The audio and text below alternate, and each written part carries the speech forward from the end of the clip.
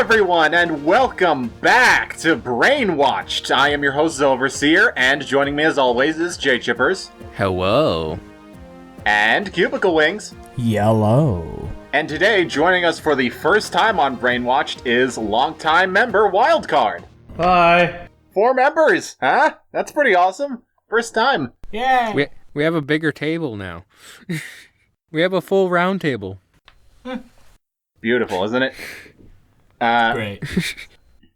So, first things first, I know it's been a long time since we recorded one of these. It's been a couple months since back in May when we did the last episode. But now we're back, and I have some exciting news.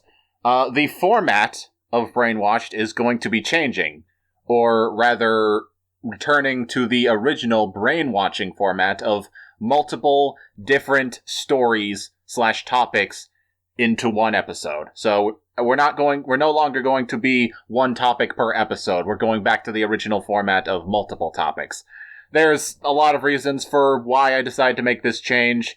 The original format was just a lot more fun, in my opinion. I have troubles finding enough to talk about with one subject for a full hour. Multiple reasons like that, but this is how the format is going to be from now on. I don't know if that means, since we don't have one single topic to talk about, and there's always something to talk about every week, I don't know if that means that the podcast will become more frequent, as in they'll come out more often.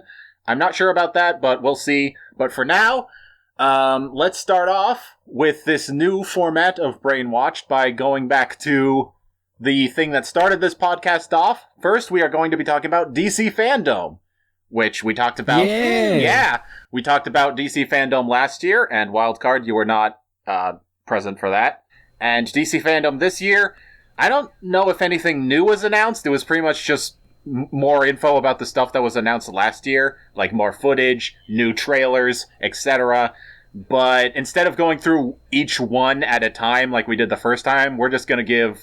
I might as well just ask you guys, is there anything interesting that you guys want to talk about? There's four things that I told you about. There's the Batman. Of course. You want to talk about that first? Oh yeah, Batman, my guy, Robert Pattinson. Wildcard, did you see anything regarding DC Fandome this year, or any DC No, not at all. announcements this year? No, not really. Okay. Well, do you like? I guess Batman? I can just Yes. Good enough. You may stay. Just stay for now. He's my favorite Marvel character. Get out! Get out right now! He's a Scooby-Doo character, you uncultured fucking... No, he's from those Lego games. God damn it. But yeah, the Batman.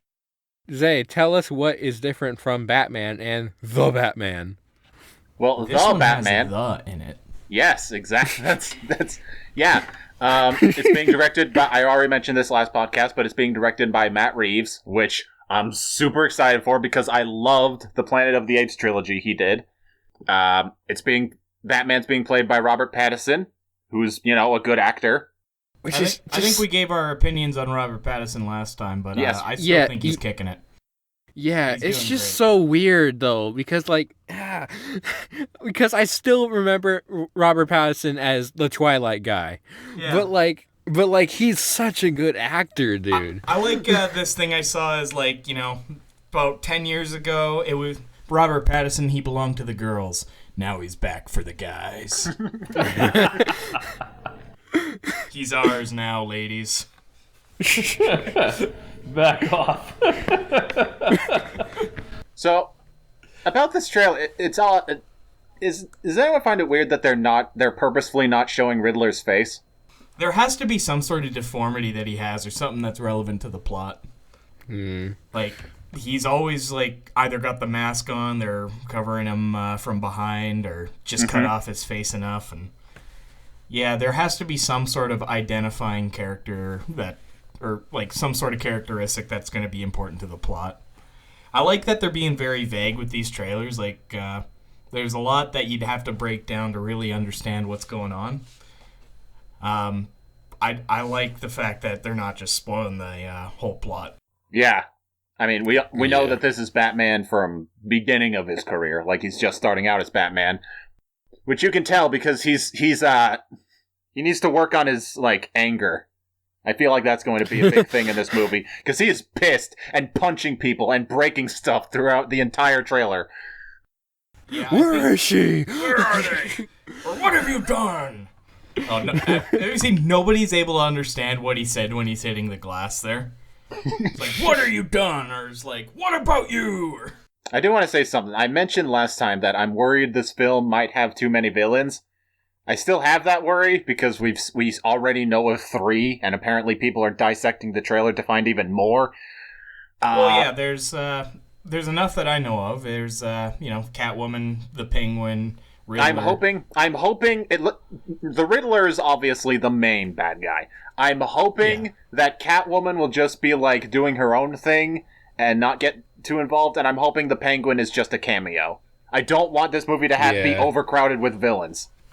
Well, the other villains that I know about, there's Carmine Falcone being played by that one guy from Transformers. That's really the only other place I know him from. Speaking of Batman, I want to segue into the other one, which is The Flash. Yeah. Anybody notice that Batman was in it? Yep. Anybody notice which Batman that was? Yep. That was indeed Michael Keaton. Yeah, that's Tim Burton Batman, all right. I mean... Oh, yeah, the trailer opened up with Michael Keaton's Batman theme. And then, you see the Batcave, and then the frickin' Batmobile sitting under a tarp, and it's like, just pull it off and let us see. And then they cut the fucking trailer. Does that mean these new DC movies with the in it aren't connected? Yeah, necessarily. I guess, the Joker is a separate one. If it has it's not connected. I mentioned this last time, it feels like DC is just saying, you know what, fuck the movies being connected, just do whatever you want. You want to make a Batman movie and not have it be connected? Go for it. You want to make a Flash movie and have it be connected to the old universe? Go for it. Just do whatever. Yeah. Honestly, I liked that, because, there's so much to do with the DC universe and the Marvel universe. Because it's comics. It's comics. There's so much to do. If you want to make a movie or a series about it, go and not have to follow standards to an already made universe, go for it. Very true. Yeah. I'm honestly all for it. That's The Flash. I'm sorry if I'm trying to move things along too fast. Let me know if you guys want to stop and really chat about any of them. But what about the one with The Rock? Oh yes. Black Adam. This is no Shazam 2. This is no Shazam 2. It's not. It's really not. The one thing I'm wondering though is is Black Adam supposed to be a good guy or a bad guy? Because that little clip that they showed surely just emanates bad guy. Black Adam's been a weird character where he's kind of like an anti-hero. Kind of like a tweener. He goes between a hero and kind of an asshole. Yeah. I mean... Because, completely frying a guy to death is, Yeah. just a slight dick move. And we might just be an extreme hero, like Deadpool. That man didn't do anything! And we also know the plot of the movie is basically he's going to meet I forget what they're called, Dollar Store Justice League, and they're going to have disagreements on how to protect Earth. I think that's the plot. So yeah, Black Adam, he's not a good guy. I'm sure they'll give him I'm sure that he'll probably have the movie will probably just be his redemption arc, probably. Yeah. The one thing I'm happy though is that Dwayne Johnson, this is obviously a big passion project for him. It is. This was rumored years ago. Yeah. That he would be playing Black Adam. And so many people were behind him getting the role. Partially, I think he may have started those rumors, and yet he was never offered it, and then he just brought it to the producers. Look, they want me to play it. They want me to do this. Which honestly, he fits the role really well. So Yeah. I mean, he probably took the pointers from Ryan Reynolds there. Is like, oh yeah, just leak something, make the people show interest in it, then just show that to the studio. Consulted Ryan Reynolds. I mean, I know he's a wrestler, but I can't be scared of The Rock. He's so lovable. Any more DC fandom news? JChip, I know you had one that you're really excited about. yes. Season 3 of Harley Quinn. Wait, there was a second season? Yeah. It's really fucking good. Dude, putting Harley Quinn from the DC Universe app over to HBO Max was a genius-ass move. And because now it's gotten so much love that it's gotten a fucking third season. Wow. How long has that been running? Because I thought that's still a recent show. It is, but like it started on the DC Universe app, and then when that shit died, it got ported over to HBO Max, and then season 2 happened, and now season 3 is coming out. Huh. The only thing I know is that Harley Quinn is voiced by the same person who does Penny from The Big Bang Theory. Oh, wow.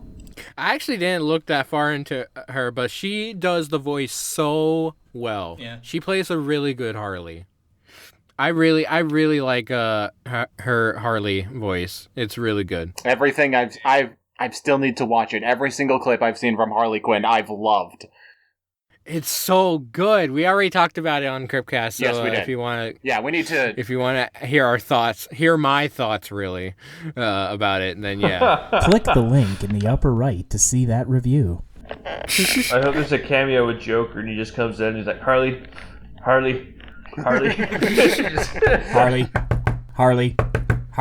Exactly.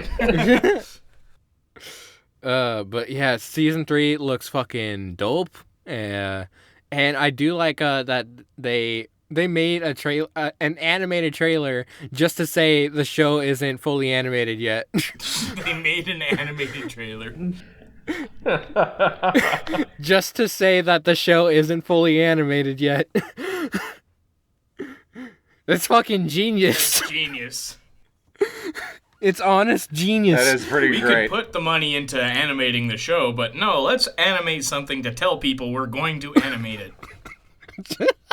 That's the definition of trailer for trailer. Hell yeah. Oh my god. But dude, I am looking so forward to it. This is the only DC show that I've actually been invested in. Because it's a cartoon. It's an adult cartoon. It's an adult cartoon. So is that it? It is. There's a whole website dedicated to that. Shut up.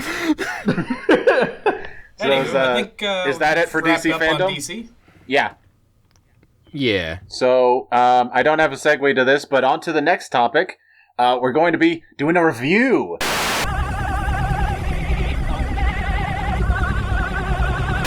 We're reviewing Dune, the new Dune movie, based on the book from 1980-something, I think? No, that's earlier than that. Way too early.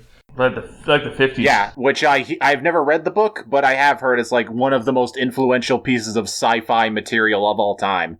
It influenced stuff like, obviously, Star Wars and stuff, which, by the way, this movie, very Star Wars in appearance and tone and feel. Well, technically, shouldn't it be that Star Wars is very Dune? No, yeah, I watched this movie and was like, George Lucas, you fucking hack. So all three of you have seen it, which makes me the only one that hasn't seen it. I'm just gonna go sit in the corner. Yeah, just like I was. So what did you guys think of Dune? I loved it. It was good. All right, let's move on. So, few points I want to point out right away about Dune. First off, the production design of it is absolutely amazing. Oh my god. Like, everything from, like, the design of the planets, the architecture, the weapons and fighting style. And the costume design. Yep, costumes are great. My favorite part about it, though, are those aircrafts that kind of look like dragonflies. They seem to be like such a perfect substitute for like those sci-fi aircrafts that are using some sort of like hover tech or jet engines. It's using some sort of mechanical aerodynamics similar to like helicopters in the most ridiculous way possible to have like wings flap. But it just feels like it's somewhat grounded in reality in a way. I mean, in a way, yeah. They look so cool. Like, the engines start up, you hear the whir of the engine, sounds like an Apache helicopter. Like, it feels like it's something that we can relate to in a way, but it's something that's so fantastic that it's, like, we're not going to get that kind of technology in, like, 20,000 years, which is probably where this movie's supposed to be set by. So I also want to say that I think all the actors did amazing, too. Like, At first, I wasn't sold on Timothy Chalamet, who played Paul. I hope I'm pronouncing his name right. I wasn't sold on him at the beginning of the movie because he's just spent the entire first half just same expression, just grumpy frown, just the whole time. But by the end of the movie, he totally sold me. He was great. He sold that grumpy frown. He did. There's one scene with him that I love is the that box of pain. I don't know if anybody's ever seen the original Dune, but I saw the clip. I looked up that box of pain thing from the original, and it is so corny. Like, the big difference between this movie and the original is the original had a lot more inner monologue dialogue. Like, you'd hear from Paul, like, kind of talking to himself a lot. And this one, like it's all done through the actor's eyes, like his expressions. Yeah, no, I love the way they did this one. Yeah. There's no lowest common denominator bullshit. It's straight up. Yeah, you actually get the actors to good storytelling to express their emotions rather than just simply telling us. Exactly, they show, don't tell, and I love that. But just that moment where he has his hand in the box, like he's like struggling so hard, and then he just looks up and he just stares at her. It's like, that is so intense, and the music when it hits, I was almost out of my seat kind of smiling. It was so good. I feel like, man, I watched this at home on HBO Max. This is one of those movies where I feel like you gotta see it in a theater. You gotta see it in a theater with the big soundtrack there, like Hans Zimmer. Fucking nailed it. The dude is so good. He is so good. Yeah. And oh my god, the sandworm's fucking terrifying when you first see it. Oh, yeah. The one thing I find funny, though, is when Paul's like studying about the planet and how the locals will walk on the sand, and later on in the movie he tries to incorporate that. I just got that instant feeling of like, it's not gonna work, and sure enough it doesn't. And I just love, I kind of had this little funny thought in the back of my mind, which is, white boy thinks he knows what he's doing. I mean, that's the plot of the movie. Yeah. White boy thinks he's got it figured it out. White boy fails. I just imagine, like, all the locals sitting on the rocks just watching. I was like, what kind of yeah, rock is he doing? The Fremen. The Fremen are just, like, sitting on the rocks like, what the fuck are they doing? Just walk quiet. So, I do want to say, like, I didn't know this going into the movie, but when the opening stopped and it showed the title of the movie, it was like, Dune. And I'm like, all right, here we go. Part 1. Oh. Well, I kind of appreciate that because at least it doesn't set you with the expectation that you're going to see a true finale. Yes, I appreciated that, but I'm just like, they didn't say any of that in the marketing. They probably thought, like, I don't know, like, if that's going to, like, make people uninterested of just like, I'll just wait and see it when part 2 comes out. Because, like, they didn't market this as part 1 at all. Well, I've heard, too, this is probably going to be a 3-part series. Which I also heard that the book is just, there's so much. The book is so long, they couldn't do it in one movie. Yes. So... Well, I think the first part is, like, examining the problem with the hero's quest, right? And then I think the second part is dedicated more to the part that's examining the problem with the Messiah complex. Those like some of the topics from the book. There's a lot. They're breaking it up. They're breaking it up by movie or by theme of the book. There's a lot going on in this movie. There's also one thing I'd like to mention about one of the characters. And this certain character, the way he executed his part in it, certainly sends the wrong message, especially in this time of age. Is the Doctor, when he lowered the shields, killed the king, and was like, is nobody gonna say that we don't trust doctors enough, so we do something like this? Like, come on, don't make the Doctor do it. Yeah. The only way they could have made that worse is if they had took a syringe. If they had taken a syringe and vaccinated the shield, and that's why it went down. Yeah, the shield wasn't vaccinated. I was just fun. I was thinking about that leaving the theaters. Like, man, as if we didn't trust doctors enough. And oh my god, and all the villains wear masks. Oh my god. All the villains wear masks.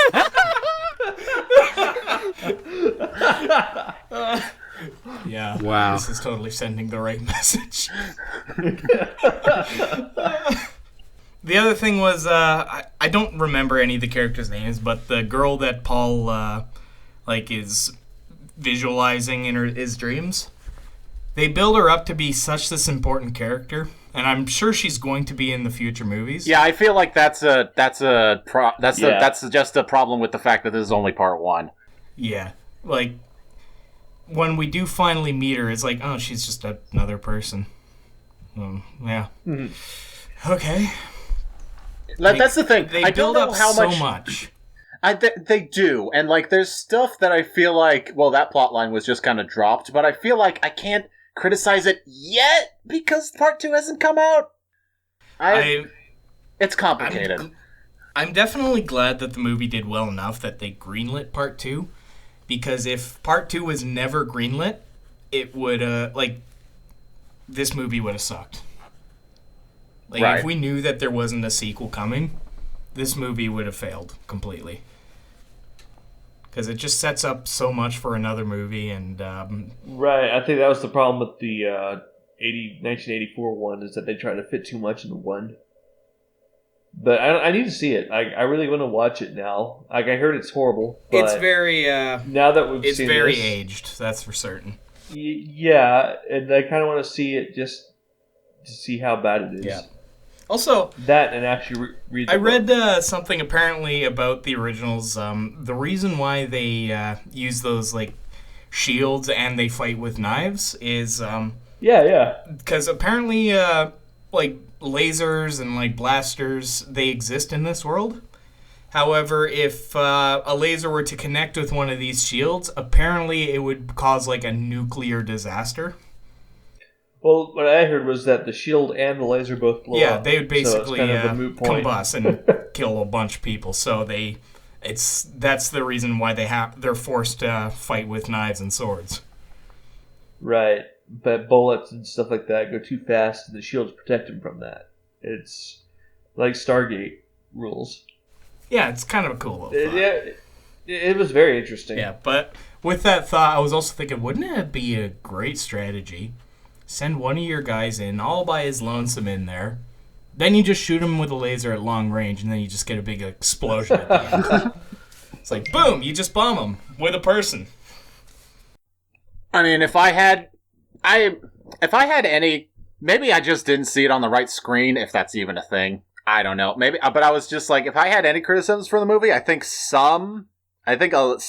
little bit of the visual effects, like 3D animation, didn't look all that great.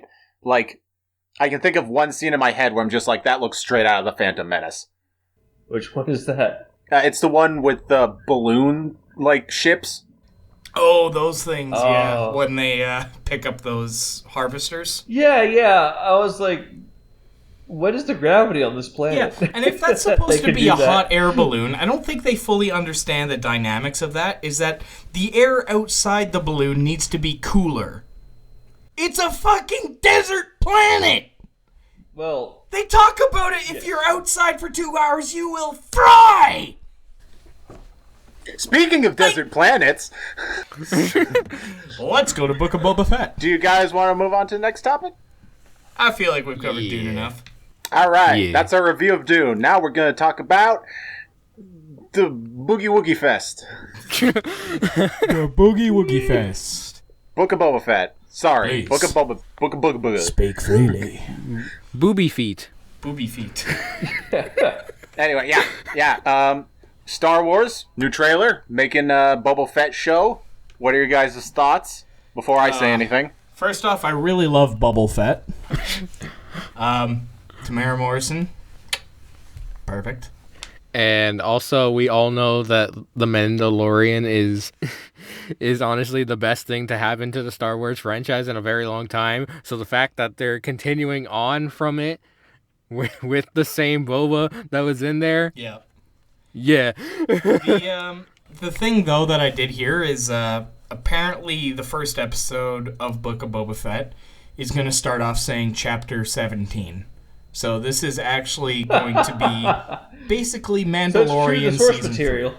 I mean, honestly, I expect as much because Mandalorian did what it had to do. Well, I don't know if anybody's fully finished Mandalorian, but I think that the story of Din Djarin it's done.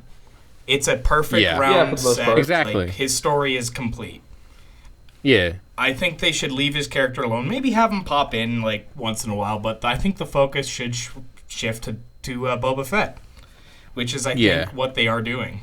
So Which is good. yeah, like I was really worried when I heard that Mandalorian season 3 was greenlit for a third season, but I think that may have been misinterpreted too as Book of Boba Fett is technically going to be Mandalorian season 3. Pretty much, yeah. So I'm happy in that sense. I mean, for me, like, I know I'm the 10 billionth person to bring this fact up, but Boba Fett, he's only popular because he looks cool, right? Like, that's the reason, like, he became such a fan favorite character, because I know I'm not the first friend to bring this up, but he doesn't do anything. Well, In the movies, I mean. In the movies. He doesn't do anything in the movies. He just stands in the background and looks cool and then dies. Yeah. That's definitely where a lot of his initial fame came from is, yeah, it definitely looks cool.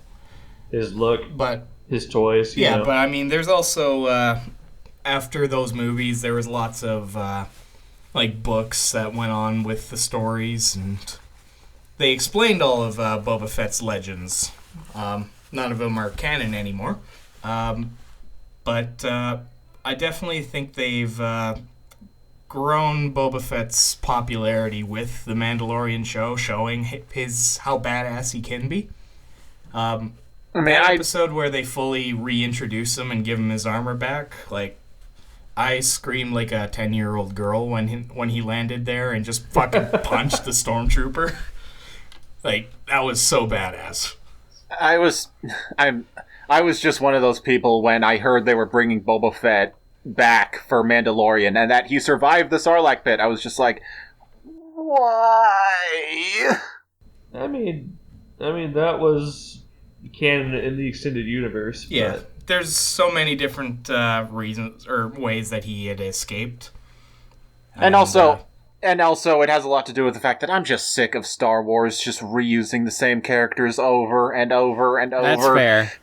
yeah, but I'm also sick of them trying to build new characters and failing utterly. I really liked what they did with Ahsoka in That was Mandalorian. interesting. Yeah, and also too, like Ahsoka as a character when she was first introduced in Clone Wars, she was hated. I I do remember that. I do remember that. Everyone hated her when Clone Wars first came out, calling her a Mary Sue and stuff, and that she's annoying, and that she's the kid character that every cartoon has to have. You know, all the stuff you've heard before. But now everyone loves Ahsoka. If you watch all the seasons, like her character adapts. Like she goes through great faults, and she struggles, but she redeems herself. Like she became a good character. Like, and that's what I think a lot of people miss, is that it's not just it was a shift of perspective, it was the adaptation of her character throughout the Clone Wars, throughout Rebels, all of her appearance in media.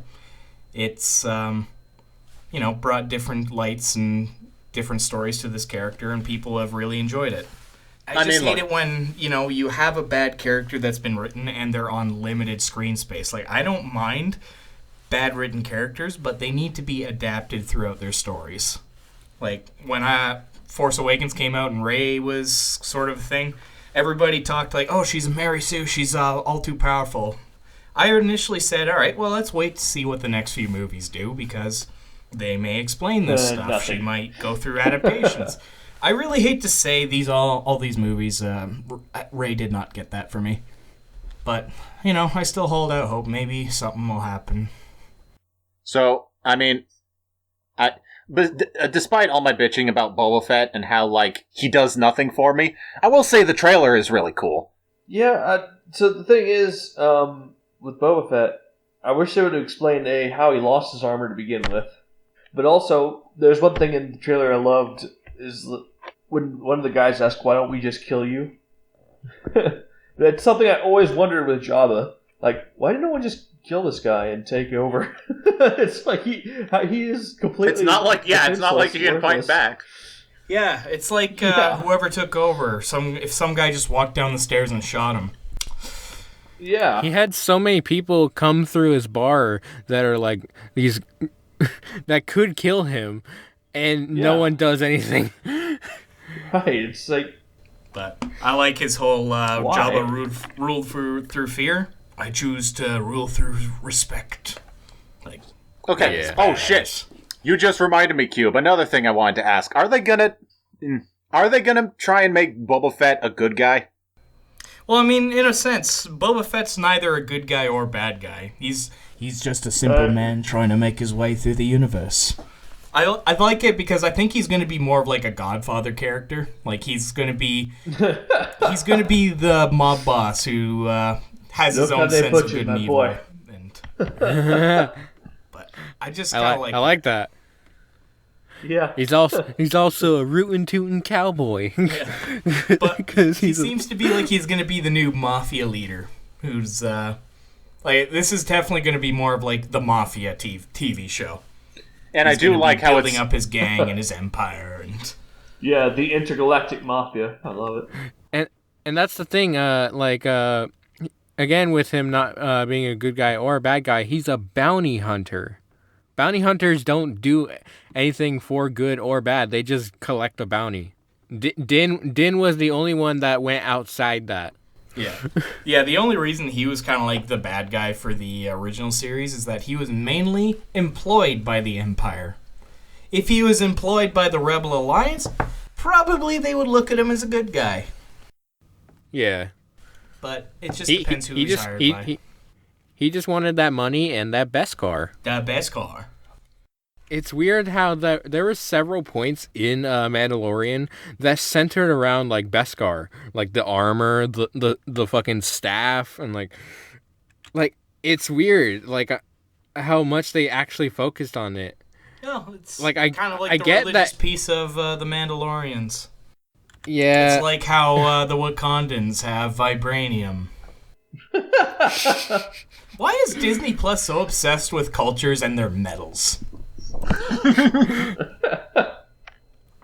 Honestly, are Mandalorians just Wakandans? Wakanda forever! This is the way, forever. Forever. This is forever. This is forever. That's the lamest fucking catchphrase. Just imagine Black Panther with a Mandalorian helmet. This is forever. Oh my god. The other one little thing that I really love about the Book of Boba Fett trailer is that opening little shot with the spider thing. Anybody notice that's done with stop motion animation? I did. I thought it looked like it is so janky, and I had to look at it over and over again. And it's done in stop motion. That's cool. I like that.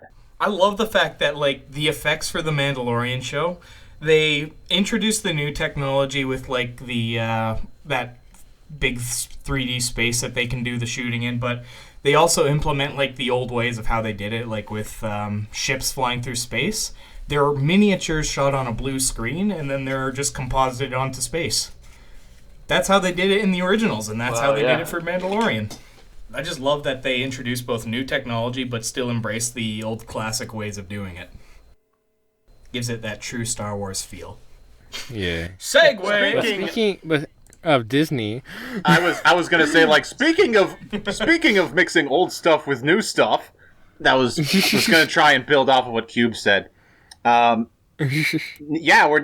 but JChip's works too. Speaking of Disney, a trailer for a new Pixar movie came out, but not just any Pixar movie. Yeah, there's a star. Were you singing something, Cube? Did I interrupt you? Waiting in The sky, he'd like to come and meet us, but he thinks he'd blow our minds. David Bowie is. oh my god. Perfect choice for the trailer music. I'm gonna say that first. Perfect music trailer choice. Anyway, Lightyear, the origin story of Buzz Lightyear, not the toy, the man who is real, I guess. But we already had an origin. It's called the fucking cartoon. This is also a The cartoon. origin, that was just an extension of the movie. It wasn't really an origin story. Well, So it had to Wildcard. do with. You're playing Buzz Lightyear, right? Tell us what's it like behind the scenes. Well, I was originally hired as a stunt double, but they were going to cast Jay Leno as Lightyear, but they decided he was too old and decided to give me the role instead. And aside from the chin prosthetics, which were very itchy, I mean, it was a lot of fun. It was a lot of blue screen, so I can't tell you much about it, but it's going to be awesome. If you guys don't get the joke, Wildcard looks like Mr. Incredible, and Mr. Incredible looks like Lightyear. Yeah, we should probably explain that to the people who were just like, what the fuck? What just... Wildcard looks like the average Joe. Oh, He thanks. looks like average Joe. Thanks. Okay, so I'm just average. all jokes aside, What are people's thoughts on Lightyear? What did you think of the trailer? I think it's implementing a lot of the cool space travel techniques, sort of looks. Like, I like that it's kind of not trying to emulate the toy so much, but kind of make its own sort of cool technology look that somebody might evolve a toy into. Yeah. I did notice a lot of things in the trailer that there's some like shots that look just like fucking Star Wars. Yeah. I'd even say too, it kind of looks a little bit like Halo in a way. Yeah, I noticed that too. Especially too with the little halo rings that he flies through, Yeah. going around the sun. But Disney purchased Microsoft and bought Halo. and they're making a Halo Buzz Lightyear. Imagine that, Master Chief fighting along Buzz Lightyear. I was going to say into Master Chief Boba Fett. It was like, To infinity, and this is the way.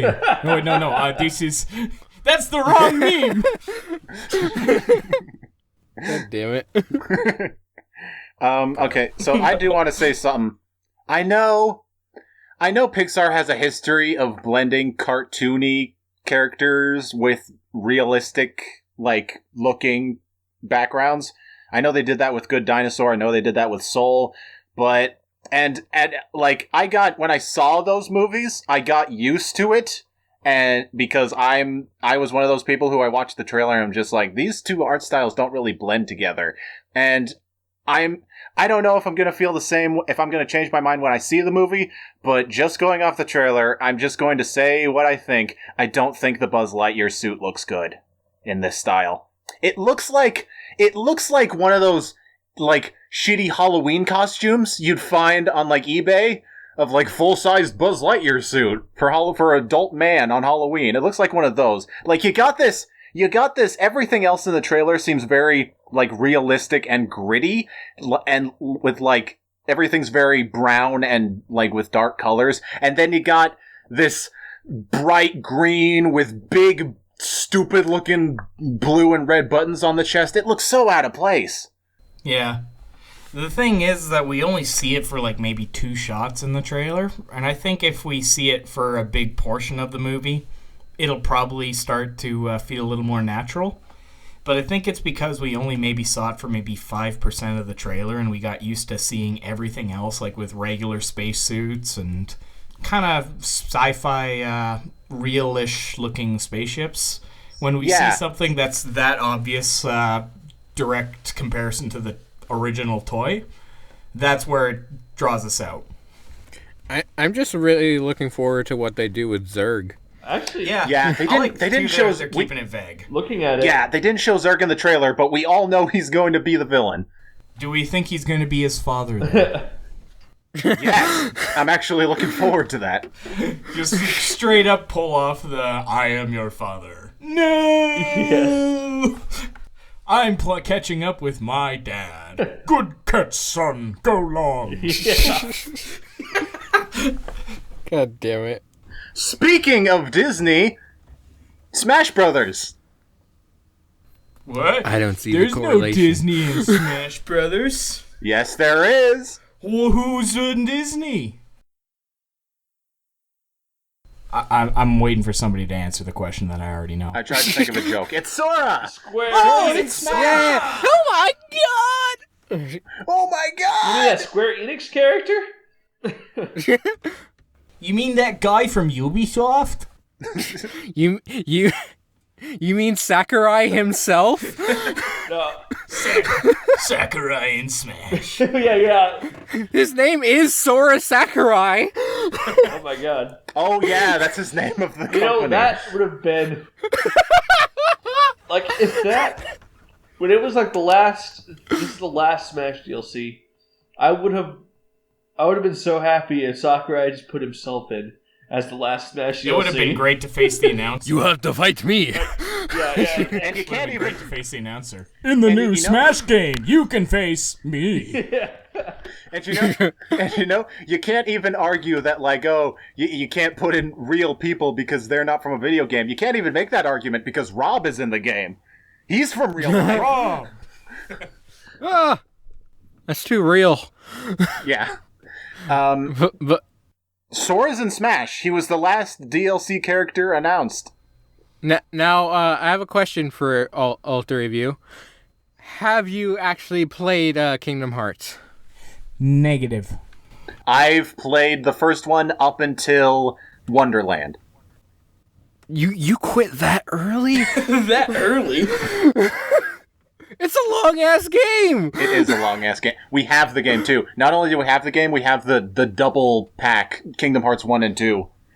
Oh my god. And I haven't even gotten past level world Touch 1. it. Touch grass! Touch your games. Oh my god. Oh my god. But yeah, I've actually played through the first one. I have not played through the second or third one. Or any of the fucking weird ass spin-offs.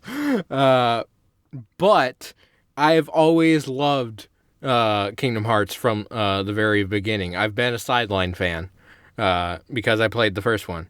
And funny enough, my first manga was Kingdom Hearts. So technically, Kingdom Hearts manga? it's really fucking good too. Wow. But yeah, I think this was a really good way to end the Smash lineup. Me too. Like Honestly. not only because it turns out he was the most requested character ever, Yeah. but also because I think it's kind of fitting that the last character to be added to this crossover game is from a crossover series. I really like that this is the second time that they've referred to the Smash ballot from Smash 4. This is the second time they've referred to that. The first time was when they were choosing Bayonetta. I just love it. I love that they're actually taking it seriously and negating all of the ones that are not possible, like Goku. Yeah. The only thing that I really wish How many that Gokus do you think that Smash Ballot got? Like, maybe, like, a few million. So many. the only thing that I was kind of wishing they wouldn't do for the Smash Passes a lot is more Fire Emblem characters. Yeah. Like, it's really not Smash anymore. It's Fire Emblem with others. Yeah. It's fire. Okay, I'm going to be that person and say I love all of the Fire Emblem characters. Do we that not I have enough? I love Byleth and Corrin! Make more skins for them. They fight the exact same. You know, you say that, Q, but I was actually going to make the joke when this conversation started. I didn't do it, because I'm just like, that joke's been done to death. But I was going to make the joke like, man, we wanted someone special to be the last fighter, but it just turned out to be another anime sword fighter. No, he's not a sword fighter. It's a blade. It's a Keyblade. And by the way, the Mickey symbol is still on the Keyblade, and that's the only Disney representation he got. Yeah, and the funniest thing with that though is that Donald and Goofy and I'm sure another character are included as his taunts. What? I didn't see that. There's references in his taunts. Like one of his taunts is literally Donald's healing, and it's funny because the taunt does nothing. It does. Just like Donald as a healer. The snowstorm can't get us from here.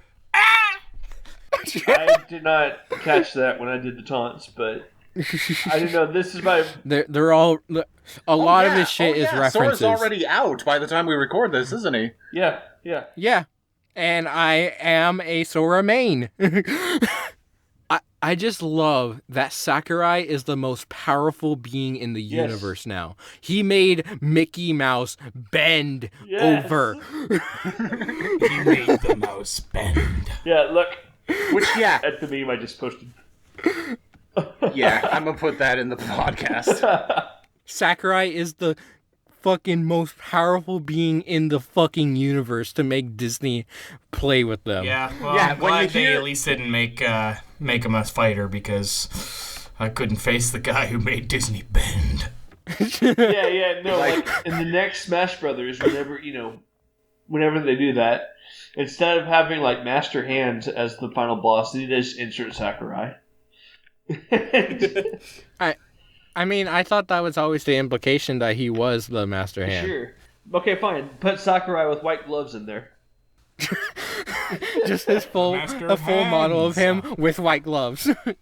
I mean, I am actually glad you brought that up, Wildcard, because this is something that I wanted to talk about. And I don't think it's, like, greedy or selfish to talk about this stuff, because, like it or not, it is on everybody's mind. This question of, like, where the hell does Smash Brothers go from here? Because, like, obviously Sakurai needs a rest. I want him to take a long break from not just Smash Brothers, video game development in general. I think the man should retire, but that's up to him. But regardless, they're not going to stop making Smash Brothers games. So I'm wondering, is it even possible to top Ultimate at this point? The hardest thing with it's not even about topping, it's about keeping those licenses. Yeah. Those licenses are gonna run out. Yeah. And that's the saddest thing. They would basically their basic workaround for that. Their workaround for that is only if they port Ultimate and add to it. There's no topping Ultimate because they physically can't. The game is called Ultimate. It's in the title. Mega Ultimate. I just love Sora that lost the fight. I just love that his trailer phrase is Sora is finally here. Finally. Finally. Jesus Christ, finally. Yeah, when Cloud and Sephiroth's contract expires, I just want to see like Square Enix symbol, just suck them back up. Like, Jesus. But dude, Sora is such a good addition. I love playing him, and he is such a good character. He doesn't even he's not a sword fighter, he's a blade fighter, and it's not even really that. What's the difference between hits people. that, though? He just whops people. He just He's whops not a people sword with his fighter, ki. he's a blade fighter. He's not a gunfighter, he's a blaster fighter. I mean, all guns in Smash are called blasters. He's not a fist fighter, he's a punchy fighter. he's not puritanist. Nintendo can't stand violence. Take your friends into the arena and beat the shit out of each other. But yeah, he just actually fucking whops people with his fucking giant ass metal key. Yeah. It literally goes quacha. How's it go again? It goes quacha. It's like bonk. But it's I honestly don't see Smash actually continuing on unless they want to lose all of their licenses. Well, I bet Or they you renew when Nintendo finally gets around to making a new console, they'll probably just port Ultimate over and then That's just what I start a new fighter pass with it. I want them to port every other Smash so there is no other fucking issue with people playing other Smash games. That's never gonna happen, but Just do like a Smash Bros. All-Stars, where it's like every Smash game together. Well, actually, they're porting the N64 games to the Switch, so Yeah, don't worry, JChip. They'll give you a Wait. Smash 64. yeah. Could you and then- imagine if it's like you could play N64 version of Mario against Ultimate version of Mario? Could you imagine if they ported everything together in one game? dude, The Smash Bros. I can't- Universe. But fuck, could you imagine? Because like people are like, "Oh, Melee's better," or is like Brawl is the worst. Well, fucking put them all together and have them have the exact same mechanics, and then literally put them against each other. Yeah, some of them will trip. no, I want everyone to be broken again. But at least in tournaments, they can say, "Hey, we're doing a melee only off this, or we're doing an ultimate version of it." At least then they have Why the wouldn't options. why wouldn't you do Ultimate? Well, I mean, there's still those people who like melee. Yeah. Nudge, nudge, Poptimus. Hey, I haven't played much of Ultimate, but I love Melee. Melee is like one of my favorite games of all time. That's fair. Oh, man. I'm the opposite. I have not played much of Melee, but I've played a lot of Ultimate. I've played so much. I didn't have a GameCube. And, I missed that one. I played lots of Brawl when that was a thing. That's what I meant. And honestly, that's what I meant. I meant Brawl, not Ultimate. And honestly, I have not hated a single character released for any of the DLC. I will be taking a stance on that. I'll have to review. I have not hated a single character that has come out for DLC. I've either been excited or meh. Duck Hunt. I did have a blow up when Steve from Minecraft came out, because I was like, why? but then I thought about it from a fun point, and then yeah, he's fun. And that's what the point is with Smash. It's to be fun and be a party game. Remember when games used to be fun? Get that I shit out of here. remember. Get that bullshit out of here. We only play Doom Eternal around here. Real games. But yeah, honestly, I think Sakurai, I don't think he's retiring, because he wants to work on another Kirby title. Of course he does. After Forgotten Land, I'm pretty sure there's gonna be another big Kirby game. which I'm super excited about. Forgotten Land. Yeah. Fucking open world Kirby. Hell. Oh my god, yes. Breath of the Kirby? Breath of the Kirby. That's what happens when he sucks up Zelda in Smash. He goes to his game. Well, I think we've covered all our topics. Yeah. Yeah. So, yeah, that was the 4th episode of BrainWatching. BrainWatched, sorry. Get the show right, Zay! Where am I? Where am I? Which studio are we in? Other help! Okay, they're losing it. They're losing it. Gotta tighten the straitjackets. Bye, everybody. Where's that little sweetheart? Coming! Let him give you a kiss. Wouldn't it be cool to meet Buzz Lightyear? Now you can be Buzz in the new Toy Story 2 video game. Use lasers and whirling torso spins to save the day. Jump, swing, and somersault through the air with special rocket jet and moon spring boots.